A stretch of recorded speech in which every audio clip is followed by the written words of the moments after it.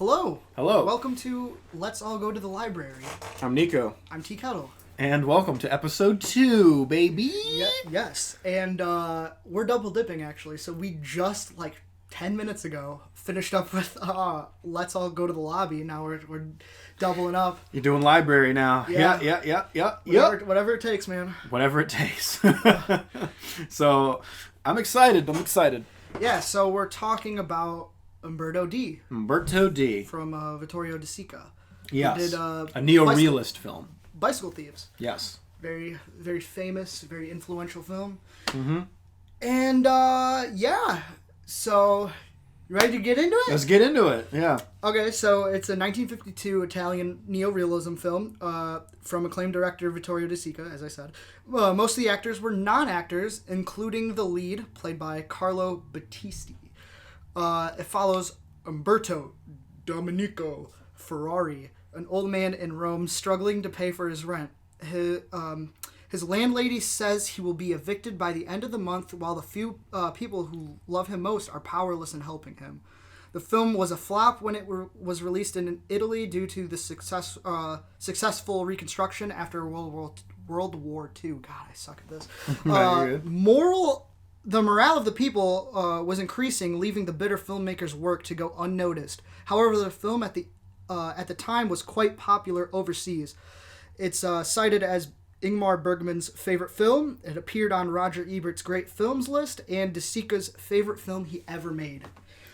He even dedicated it to his dad. He did. Mm-hmm. So, question 1. Yeah. Surface level, what did you think of the movie? Okay, I'm glad you started with that question because I'll admit I was conflicted for a lot of it. But mostly it was just because of some of it kind of was disturbing, but just the real Debbie Downer nature of the film. It's a very depressing film. It's extremely depressing really sad, and there were just moments where I'm just sitting there, I'm like, holy crap. I had to detach myself from it for a little bit, just to be like this is just such a depressing film. So you're just not immersed in it, and your headspace is clear, you didn't want to feel like that. I didn't want to feel like that. On a surface level, is it a good film? I would say yes. And I would say, for the most part, I enjoyed the film. And this is kind of ironic considering our last discussion on the Joker. I'm having a hard time really understanding what the movie was trying to say. I know that we're watching this guy's life kind of crumble. He's losing his house, he's losing his job, he lost, he's alone. The only person he has is his dog. And being an animal lover, that really hit me. Especially all the scenes involving the dog really hit me. Mm-hmm. But it's I was just a little confused about what the whole moral of it was. What was the theme? What was it trying to say? And I'm not saying it's a negative that I don't know. It's just I can't figure it out because the ending confused me. I don't know if we can spoil it. Yeah, obviously these segments are, I feel like they're deep dives. They're deep dives. It's obviously going to be a spoiler thing. I forgot to mention it beforehand. Maybe I should start. Yeah, if you want to go. Yeah. So at the end, when he's lost his house, he's lost his job. The only thing really keeping him going is his dog, Flake, which means apparently flag in French, I believe, or Italian or something. Or okay, so I feel like we should step back from that just a little bit. Okay. Because I do feel like I like that question. I'll come back to it because I have an answer for it. Okay, yeah. But I think I have an answer for it too. But what I was going to say, not to interrupt, was I took it completely different. When he's about to, I'll just say it, kill them. Yeah. I thought. When I said, remember we were watching it, I'm like, if he does what I think he's about to do, I'm going to give this movie 1 fucking star. I literally thought he was just going to throw the dog. I didn't think and then I realized later on, I'm like, oh, wait, he was trying to go together. And then I'm like, okay. Then I realized, okay, that's a better move. Because I literally thought, it's no one's going to take this dog, I'm just going to, and then that's why I was getting really pissed off in that moment. Because I thought that's what he was doing. No. But no, now that I realize it now. Even if he was to do it together, I could understand where you would be coming from being upset with that. Yeah. However, for me personally, I really like this film. Yeah. I was kind of lukewarm on it at first, but I kind of was the same way with Bicycle Thieves. I was just kind of like flabbergasted with the ending, and for me, I just feel like that film has a better focus. It's more like immediate, and it's a good empathy exercise of like putting you in the shoes of somebody and having you like think, what would you do in this specific scenario? How would you react? As well as the person that's like on the opposite end or whatever. So if you have somebody that is lost a bike or whatever that represents your whole family's livelihood, how would you feel if you were being accused of stealing that bike too? So it's like, it's kind of both ends of the stick. Yeah. Which is what I like about that film. And this film it's a little, there's a lot going on. I don't think the focus is as like concrete, narrowed in. Yeah. But overall, I really like the film. Yeah. That's just my surface level thought. I'm having a hard time coming to a conclusion about if I really like it or not, just because I'm just confused with, again, what it was trying to say. Gotcha. And like what, but because it is very depressing, and that's not necessarily something that bothers me if a movie's depressing if it's done well. It's just I need to figure out what this movie's really trying to say before I can really come to a conclusion. Okay, so we can maybe have a discussion on that very soon. But let me ask you a question, just like maybe even outside of this film. Yeah, go ahead. Question 2, like, how does time and place affect a film's success? Because as we mentioned, that it was successful overseas, it wasn't successful during that time in Italy because like morale was high and stuff like that. And I have some examples of films too that I can bring up afterwards. But like, what is for you? I think time and place are very important in determining the success of a film. I think sometimes filmmakers are very ahead of their time. I mean, that's why things like Blade Runner flopped. Yep. Shining didn't get good reviews. Stanley Kubrick was nominated for Worst Director for that film. Can you believe that? Was it Razzie? The Razzies, yeah. Oh, boy. And like... Fools! I know, right? I think time and place really do affect, because again, some directors can be ahead of their time, but also I feel like, I mean, it still happens today. When people are not ready for something, like the movie The Hunt we just talked about, that movie got banned because of what it was saying about politics today. You know? And with this film, being that after World War II, in the happy 50s, everyone was more optimistic and had a more optimistic viewpoint about life, they didn't really want to see a really dark and depressing film. And this film isn't necessarily dark, but it is depressing. Yeah. And I can definitely see why, at the time, this movie failed to resonate with people, because people were just not ready for that. And I think it still goes on today, even on a surface level. Like, you release certain things around Christmas or certain things around Halloween, and it has more success around those times because of the time and place. And I also think it could be a detriment to some films. I think, like, making a whole movie, making a comedy that pokes fun at Trump, for just an example, every 20 minutes, that comedy is not going to hold up in 100 years. Okay, Like, that's not going to be a Chaplin type comedy where it just never gets old. You know, that's gonna age, and in a different time and place, like 100 years from now, people are gonna watch that film, they're not even gonna understand it, you know? Yeah. So something like that could happen. It can go either way. That's 100% true.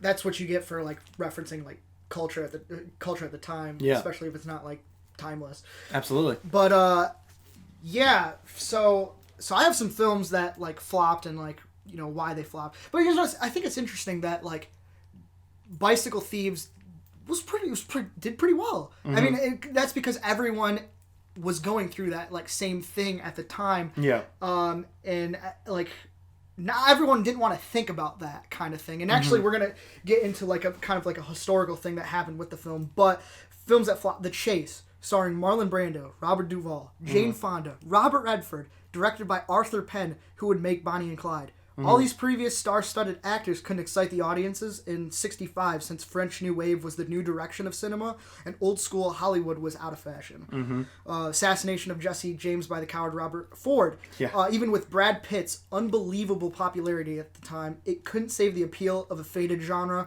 Westerns had fallen off pretty hard, unless it was a revisionist look like the case of Django Unchained 5 years later. Yeah, even Disney's attempted blockbuster, I know it's some people don't like this film, but Lone Ranger showed you it was really hard to dress it up. True. And then like you have something like 9/11 where like Spider-Man, Zoolander, Serendipity had shots deleted, Home Alone 2, Armageddon had scenes deleted on the television channels. Movies were canceled. Films were canceled, like True Lies 2, Jackie Chan's Nosebleed, and a Forrest Gump sequel. Didn't know that. Akira also. Oh yeah. Man, there's a lot. And didn't we talk about Megalopolis? Megalopolis too. Yeah. Whoa. And here's the final one. And this is very similar to what was going on with Umberto D.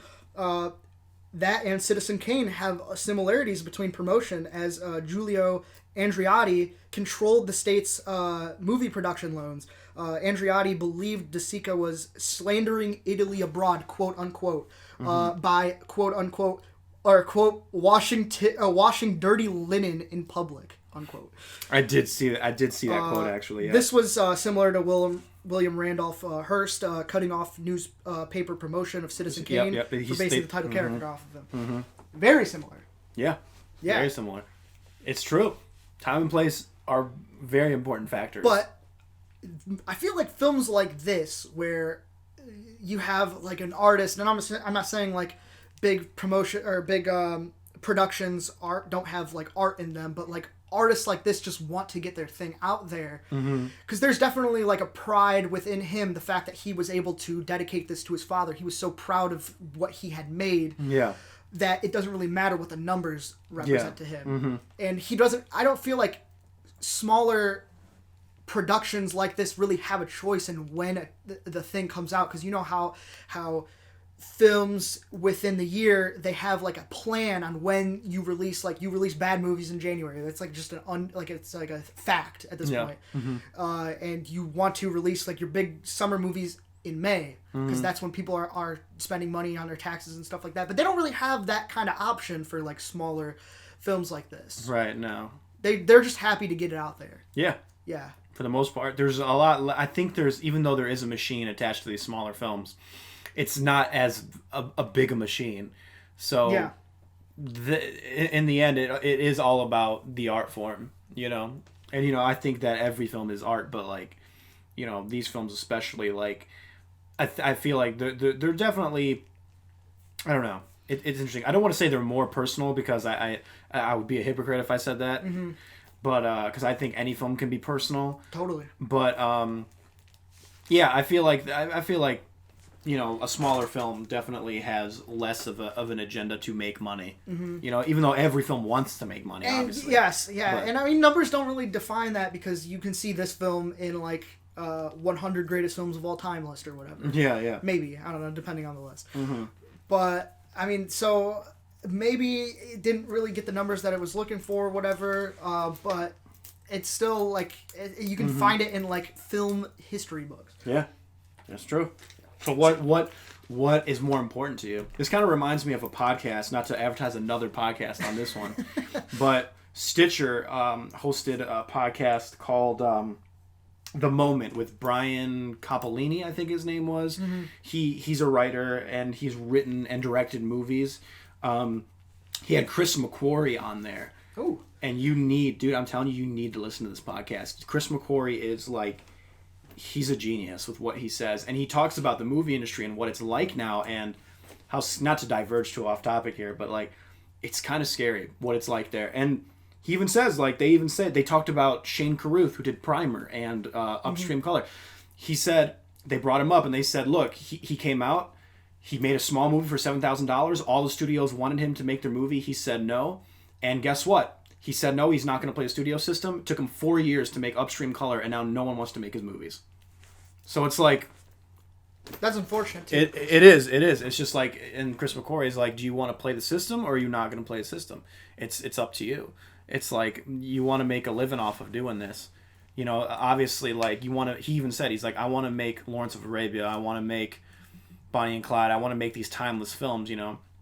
But at the same time, it's like, you got to make money. You got to play the game in order to make what you want to make. Yeah, so. But I respect the shit out of people that like make these small budget films and stuff like that, and do it of their own accord. I just hate it when people are like, "Oh, that guy sold out," and it's like, well, you still want to make a living doing this. Yeah. You know what I mean? I for sure. And if it took me 4 years to make a movie like Upstream Color, which is a very cheap movie, that would suck. Personally, like I would hate to spend that much money and time to just making this film. Yeah. You know, it would be easier to make something bigger budget and then maybe get the funds to, you know, to make something smaller. Which Chris McQuarrie said that a lot of people do. Yeah. You know, people make the Batman so they can make the Inception sort of thing. Yeah, I don't think there's anything wrong with either way. Yeah. It's like whatever. Like what? It's basically like what do you want to do? Do you want to take a shot at stardom? Like that's fine. Like if you want to.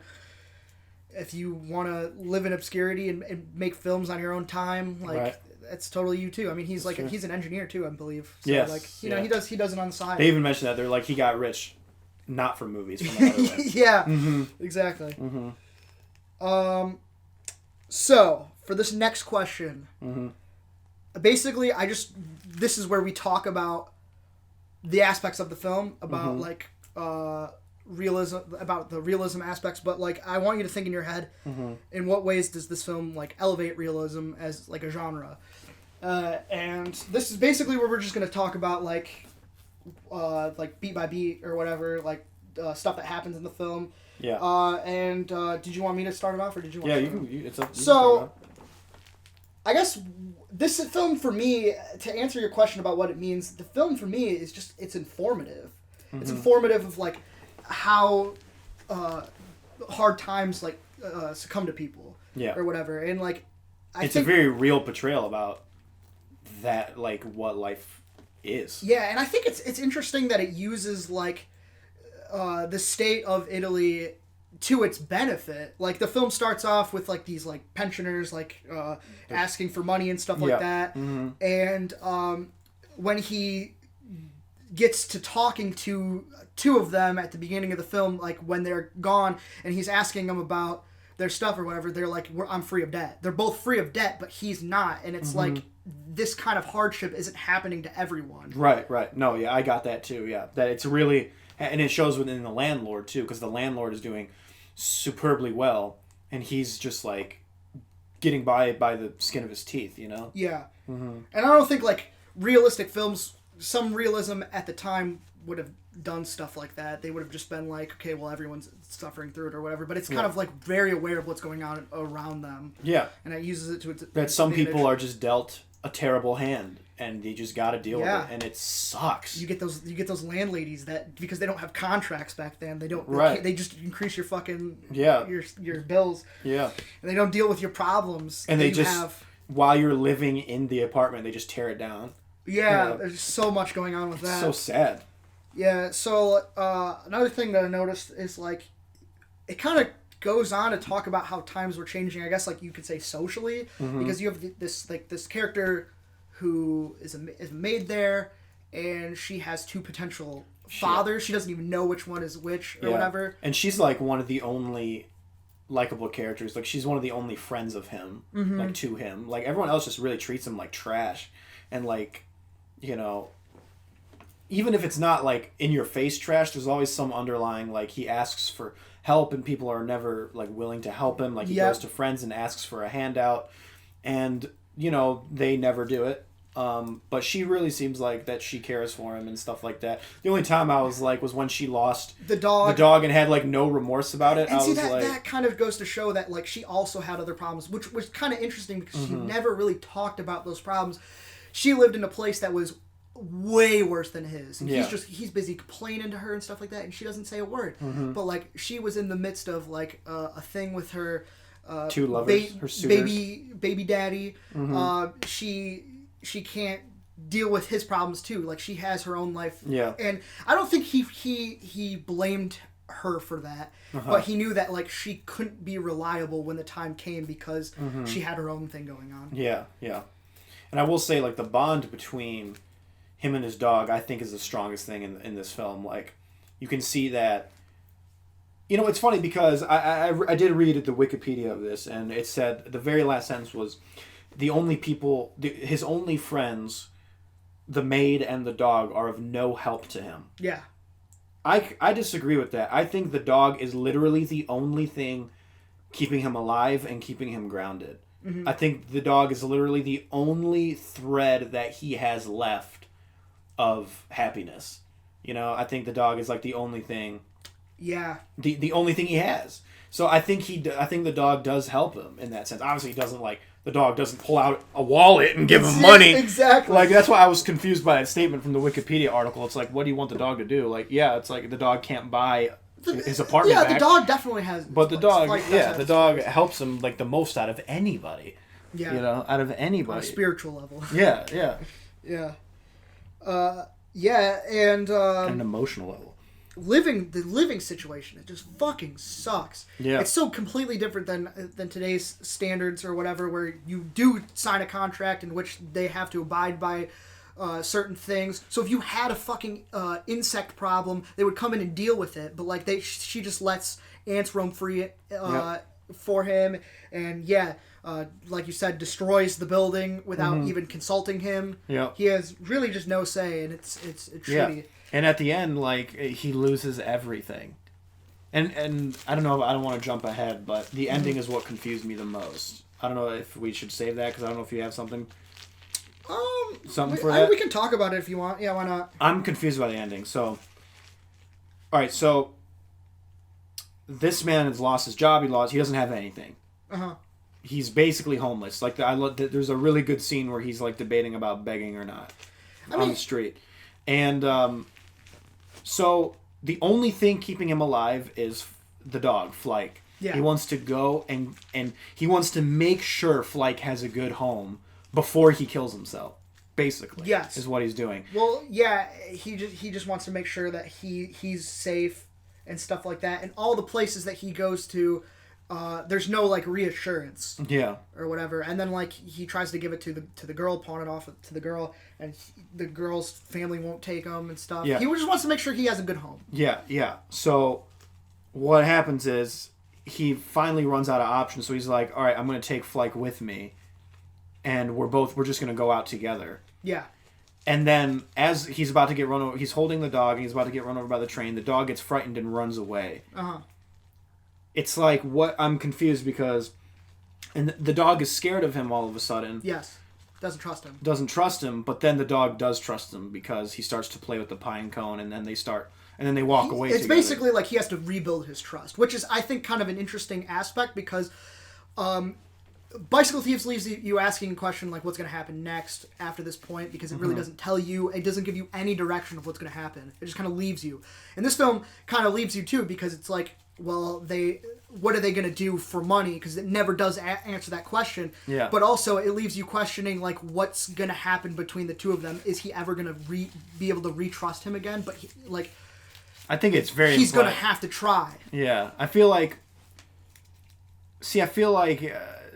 why is he even trying to rebuild trust with him then, though? Because if he wants to kill himself, the dog doesn't trust him anymore, so the dog will go off on his own, and then he could just... Because he has to stay strong for him, because he feels like he's the only option in giving Flyke a happy home. Yeah. I think it's very heavily implied that the relationship is kind of rebuilt at the end, like after the train thing. I mean, then like there's a moment where Flyke's like, I don't want anything to do with you, but then starts playing with the pine cone.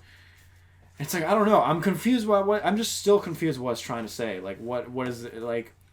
Are you saying that... I'm just confused. I really don't even know how to describe it in words. I don't really... Are you saying, like, he's going to stay alive now? He doesn't want to commit suicide because he's got the dog? I think that's the impression. Because he wants... Okay. He's going to fight for him. He's going to fight... Okay. Because that would be a great ending. That's what I felt about the ending. Yeah.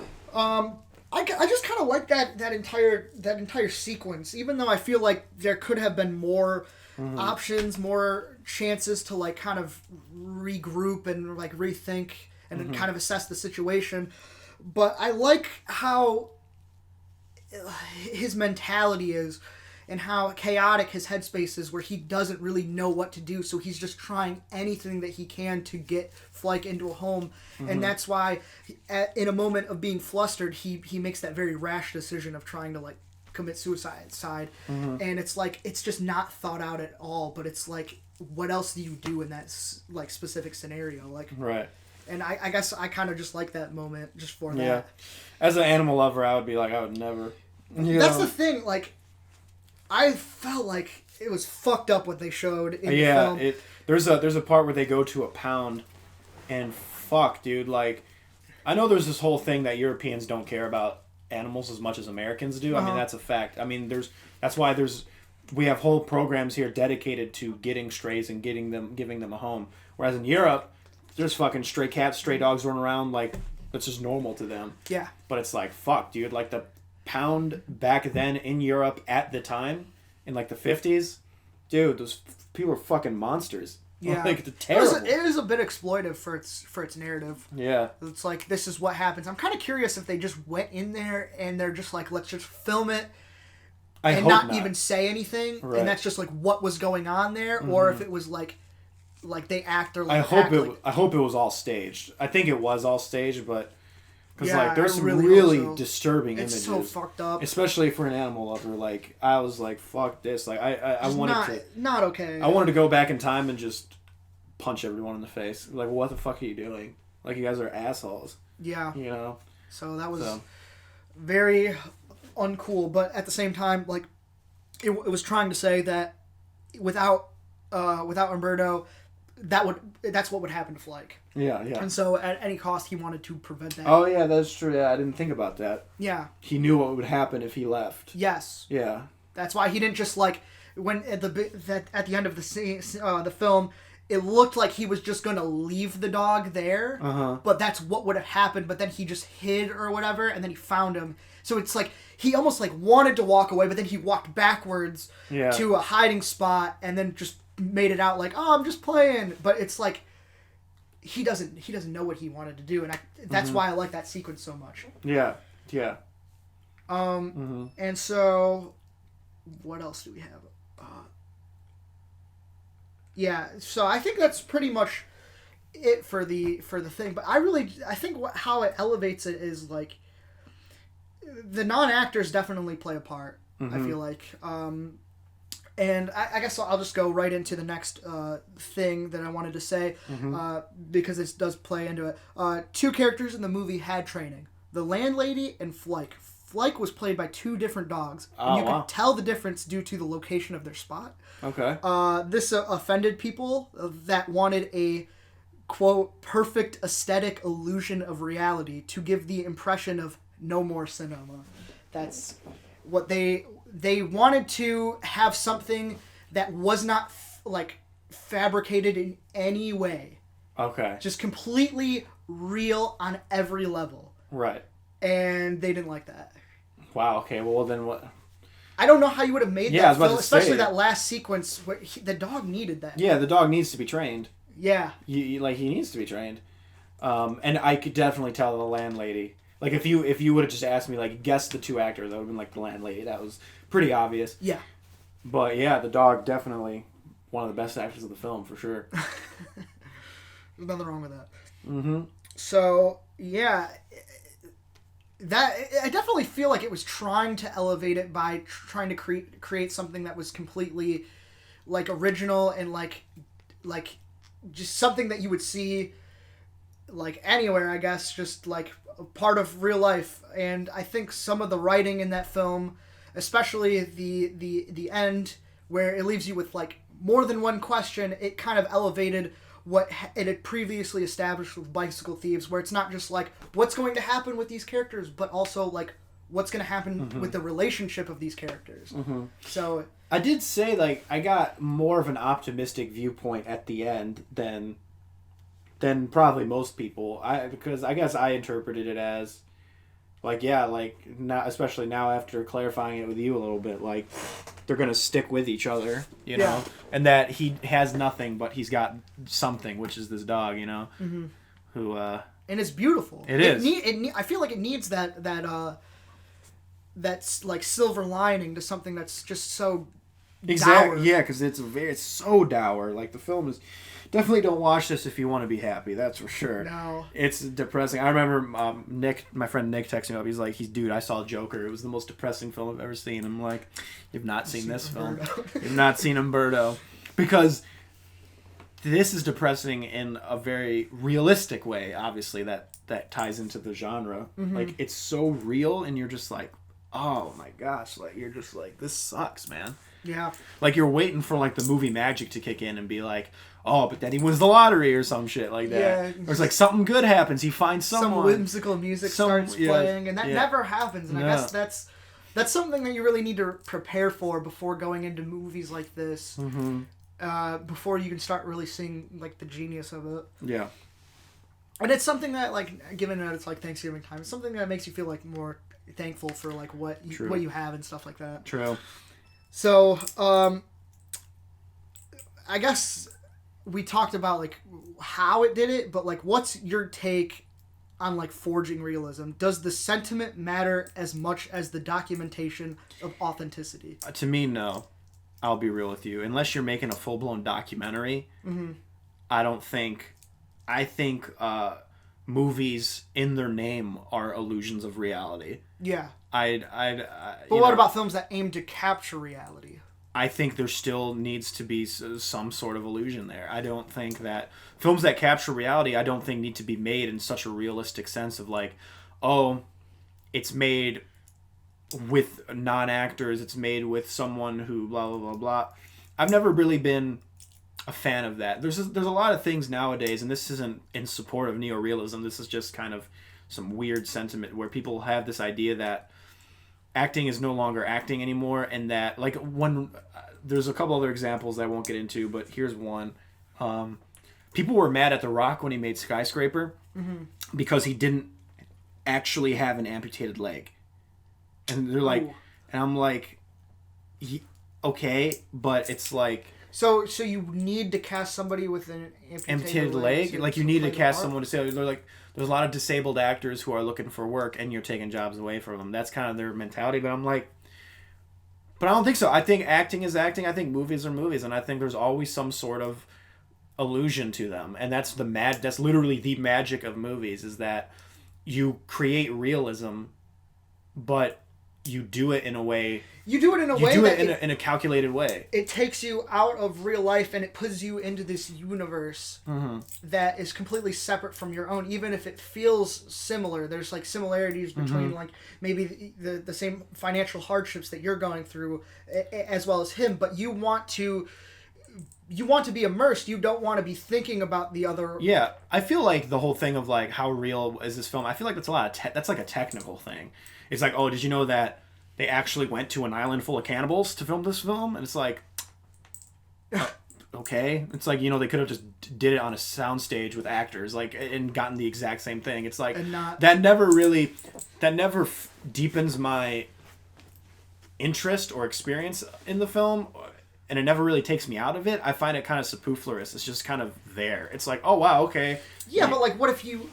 I guess what's kind of cool about it though is you can create actors out of real people though. Like look at that Roma. Is cool. Yeah, that's like, cool. Yeah, and she has no acting training like whatsoever, and she comes in there and just knocks it out of the fucking park. I mean, no, that's a cool story and that's cool and all, but like a lot of that film is still staged and planned out. Like the whole riot scene. Yeah, that's a the camera work is incredibly meticulous. Oh yeah, everything in that movie. It's like that's why it's like it kind of reminds me of the Dogma movement, where they're like, you can't have artificial light. You can't. There's all these weird restrictions of the Dogma movement that was like, its aim was to be super super realistic, and I'm like, but that's not even the point. And then even the directors who were part of the Dogma movement broke their own rules right away. Yeah, I do remember that. They were like, it only lasted like 2 years. Yeah, because like I remember one of the rules, which I thought was the dumbest rule, was the director could never take credit in the film. He could never be credited. Literally, like the first Dogma film that came out was credited. Because that's literally the dumbest thing ever. Like, why wouldn't you want to be credited? How are you going to get work? So you'd have to go onto IMDb and it's like not credited, but the director is. Yeah. So stupid, dude. It's kind of funny though. Yeah. So I think movies are. I agree with you. I think the writing is quintessential. It needs to be better than it needs to be, like, authentic. Yeah, exactly. I don't strive for 100% authenticity because I know that movies are they're inherently artifice, you know? Yes. They're artifice, all of it. You Yes. know? So I agree. yeah. So in 2008 there was a French remake of the film. I heard about that. Called yeah. A Man and His Dog. Mm-hmm. Reviews are scattered and scarce, but the film was not met with high praise. Okay, yeah. Well, why even make a remake of this film? Right. Completely off topic though. Is this film accessible enough that anyone could relate to it? That's a good question. Yeah. I feel like there's definitely aspects that are relatable. On a universal level. Yeah. Do I think everyone could relate to it? Probably not. I don't know. You know, that's a struggle. That's a hard question because a lot of people have to kind of go through certain situations in order to feel true empathy. Yes. For the character. That's why when I watch a movie that deals with things that I've been through, like I can attach myself to that film more, you know? Mm-hmm. Like a Monster Calls, for example. When that movie came out in a time and place in my life that was like where that movie needed to be. That movie literally, it was like quote unquote perfect timing for me. Yeah. You know, for lack of a better word. And that movie is like one of my favorite movies of all time. Yes. Because of that. Yes. But I hear other people that are like, alright, it was good. I'm in that same boat. I'm like, it's alright. But that film's very specific. Mm-hmm. And I feel like this film it touches up on things that... I feel like if you went through maybe a situation closer to that film, you would see it in a new light. And I think that's why with this film too, if people kind of go through the same situations more to what is in the film, that they can attach themselves to it more, you know? Yeah. So I don't necessarily think people would. I don't think it's for everybody. I really don't, to be real with you. I really don't think it's for everybody, but still good film though. But do you think that there's enough there so if like a scene did happen that they could put themselves in in the character's shoes and be like, okay, well, I kind of feel for them? Well, yeah, I always feel like there's going to be I should have rephrased. Like, there's always going to be a baseline empathy or sympathy in a movie. Like, there's always going to be a baseline. Yeah. Of, like, obviously, that's just the art of good storytelling is when you can relate to someone or root for someone and stuff like that. But I feel like people can watch this and feel bad for him and feel sympathy and just be like, man, this sucks. But, you know, I feel like it's going to hit someone harder if they've actually lost their house or if they lost their job and they were or if they were homeless. Yeah. If someone became homeless, they could relate to this film much more than you and I could ever even dream of. You know what I mean? Mm-hmm. You know, I don't know what that's like to lose everything to the point where I literally have nothing. Yeah. You know, I've gone from big to medium to small, but I haven't gone from, you know, something to absolutely nothing. So if someone who has been through that sees this film, they can relate to it much more than we could. Even though we can still see the value in the storytelling, like we will never be able to relate to it the way they can. You know? I guess that's true. Mm-hmm. But yeah, I feel like it's still. I still feel like I can relate to it to a sense because I've been pretty fucking broke. Mm-hmm. Like I didn't have a house at one point. I did. I was living with my uncle, and then I eventually got a place, and I literally could not afford it by myself. Mm-hmm. I was working 2 jobs. Yeah. I worked 60 hours a week, and I still couldn't pay for it. I had to have my brother come up from Florida to help me and stuff like that. And so I feel like this film, at the very least, is accessible to more people than like most films. Yeah, I could see that because this film really does demonstrate that life takes more than it gives. Yes. And I think we can all relate to that notion because that's just true. That is an amazing quote. Mm-hmm. It takes more than it gives. That's right. That. Thank you. Fucking love it. Thank you. And honestly, I don't have really that much more to it. There was not a ton of stuff online for this film. There's definitely a little bit. I'm glad you clarified a couple things for me though, because I was definitely more neutral on the film. But Now that you clarified, not that I need other people to tell me how to feel about a film, but like, yeah, but I was confused about what I was trying to say. Yeah, you know, it's just definitely an informative film, and I think that's what it is more so than like Bicycle Thieves. Right. It's kind of like the whole idea of a realist film, a neo-realism film. I'm just kind of like, it's always harder for me to get invested in them just because it's like you're watching something happen and then it's like a very real tale. And then I'm just kind of like, okay. And it makes you feel like fucking shit. Yeah. Yeah, that's how I felt with Bicycle Thieves. But I kept dwelling on it. I kept thinking about every scenario and how I would react. And that was one of the cool things about doing it with like students for film class is that everybody had their own like different take on it and like how they would react to a scenario, like what would they would do next. And this film, just for me, because I'm on the question where it's like, what are your final thoughts on the film? This is my final thought. It's like this film just doesn't feel that urgent in the sense that like I think that there's more that could have been done, maybe more avenues that could have been explored, and he had to, at the very least, like something like stuff to fall back on. It seemed like he was just welcomed back into his house even though it was completely destroyed. He could have stayed there, like collected his thoughts a little bit more. He had, I think, until she said at the beginning, like until the end of the month or whatever. But then he got kicked out initially for the couple that was in there, and then they left, and then it's like they were trying to push him out. I feel like he should have like took the time to like thought a little bit more about it. Yeah, I feel like And I kind of think that's what was like keeping me from like loving the film. Yeah. But I do really appreciate the sentiment of it, though. I really do. And I'm kind of glad that you said something about the ending being a little bit more optimistic, because I found it to be like really unoptimistic. Pessimistic. Yeah. The film is just like, so even if they do build their relationship back up, what does it matter? Like they have nothing. Yeah. So that's they got each other. I guess, but that's. What does that really mean in real life? Hey man, that's all you need, man. That's all you need? That's all you need. Now that's the true part of cinema that exists in this film. Is that like all you need is each other? That's a little hopelessly optimistic. Yeah, but it's true. I mean, I love it. That's good. That's a good thing. No, but it's I'm kind of glad that you brought that up, because I honestly just thought it was fucking dour, that ending. So it's cool, but yeah, it's really good stuff. Umberto D. So Umberto D. That was that's the episode. I don't think it was. I didn't give my final thoughts. Oh yeah, hit me, bro. I'm sorry, dude. I'm so sorry. It's okay. I'm glad this movie exists, because I feel like movies like this need to exist.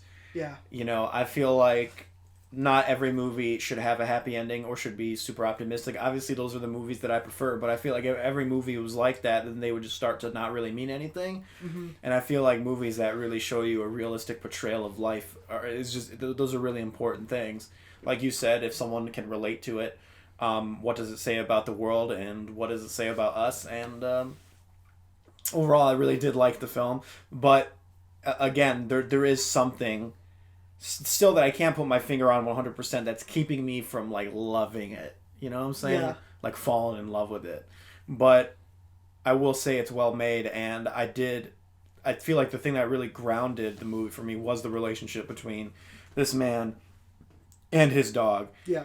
And you're just always kind of trying to root for the guy, like find something that will like give this guy a break, and it just never comes, and it's like it's a gut punch. Do you remember the scene where he went to go to that family that was that had all those dogs? She's like, 3 of the dogs snuggle with me at night or whatever. Like it was like a like. Yeah. What was it keeping him back from going with them? I think it was because of it was just a very weird environment with like kind of aggressive behavior, I guess. Like I know that one dog was being really aggressive. Oh, because the dogs would be like ganging up on him. Yeah. He's a small guy. I think maybe he projected like himself into that scenario where everyone else, he thought that Flyke would be bullied by everyone else the same way he is bullied in the real world. You know. That's a good point. And Yeah, he's Yeah, just like, I can't do this. Yeah, I couldn't remember. Mm-hmm. But you definitely see like influence of this film like everywhere, and I think like in the early 2000s they had, or mid 2000s they had a big resurgence of films like this with like Half Nelson, and then like even before that they had that. Oh boy, that one film with Rachel Wood or Greenwood, which Evan Rachel Wood, dude, whatever. Yeah. And then like even with like endings and stuff like that, like La La Land, it's a film that you can see like it's bitter and sweet, or it's bitter. I mean, it really just depends on you, I guess. Yeah, I guess so. And yeah, it's kind of everywhere. So it is. Appreciate this film for that too. Yeah, for sure. So what would you give it if you had to give it? Probably high 8. High 8. Hate. A hate. I don't know. I need a little more time on it. I would give it. I would say a 4, maybe. Yeah. 4. 3. Maybe soft 4. I'd give it a soft 4. Yeah. Yeah. So yeah, that's the end of our second episode. Soft 4 out of 5, just to let people know. I kind of like the length of this one though. Yeah. It's not like super insane. I mean, I feel like if we were talking about something like, not that I would ever like want to talk about Citizen Kane, but like we'd have like way more to say just because there's so much news that's attached to it too. Mm-hmm. But yeah, that movie has been talked about like up and down. Like there's no reason to ever like, talk about it. I know, right? So all right. Thanks for watching. Thanks for watching. And I think Let's All Go to the Library is going to just be settled with a good old fashioned. Yes.